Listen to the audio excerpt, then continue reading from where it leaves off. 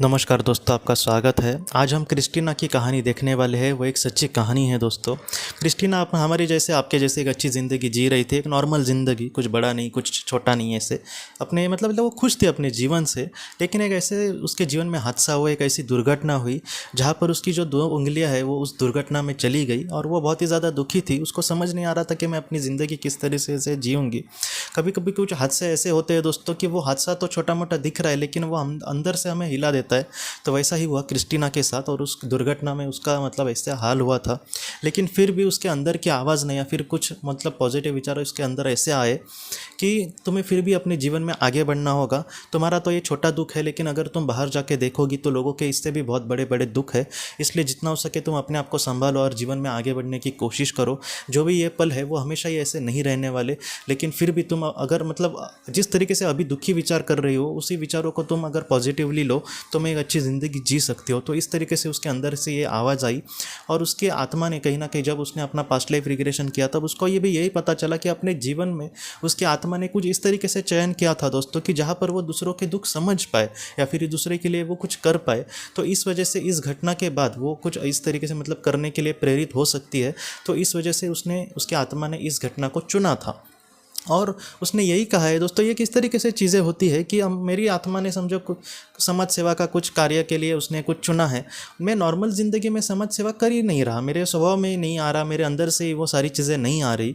तो हो सकता है कि मेरे साथ कुछ ऐसी बात हो जिससे मैं लोगों के भी दुख समझ पाऊँ और उसके बाद मैं बहुत ही अच्छे लोगों को मदद करने की कोशिश करूँ। तो ऐसा कुछ हुआ क्रिस्टीना के साथ और क्रिस्टीना ये कहने लगी कि हाँ ठीक है, अब वो समझ गई है कि आखिर उसको ज़िंदगी में ऐसे पल क्यों आए हैं, उसकी उंगलियाँ इस तरीके से क्यों चली गई या फिर वो दुख उसके सामने क्यों आया।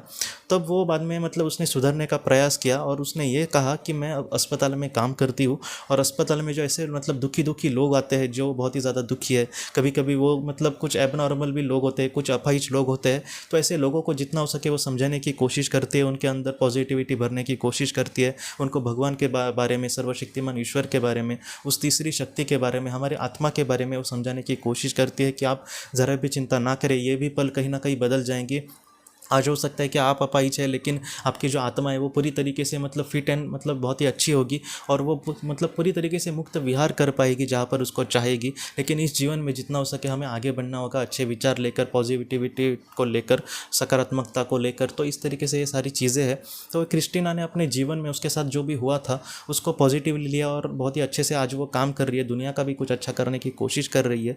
तो मैं आपसे मतलब यही कहना चाहता हूँ कि ये जो क्रिस्टीना की कहानी है वो हमें यही सिखाती है दोस्तों कि हमारे जीवन में भी हो सकता है कि बहुत बुरे बुरे पल आए, लेकिन ऐसे जीवन को भी पॉजिटिवली लेना, उसमें भी कुछ अच्छा ढूंढने की कोशिश करना, उससे मैं कुछ अच्छा करूं ज़रूरतमंद लोगों के लिए, तो वो भी हमें करने की कोशिश करनी होगी। इससे क्या होगा कि हमारी आत्मा का जो प्रोग्रेस है वो बहुत ही अच्छे से हो सकता है दोस्तों।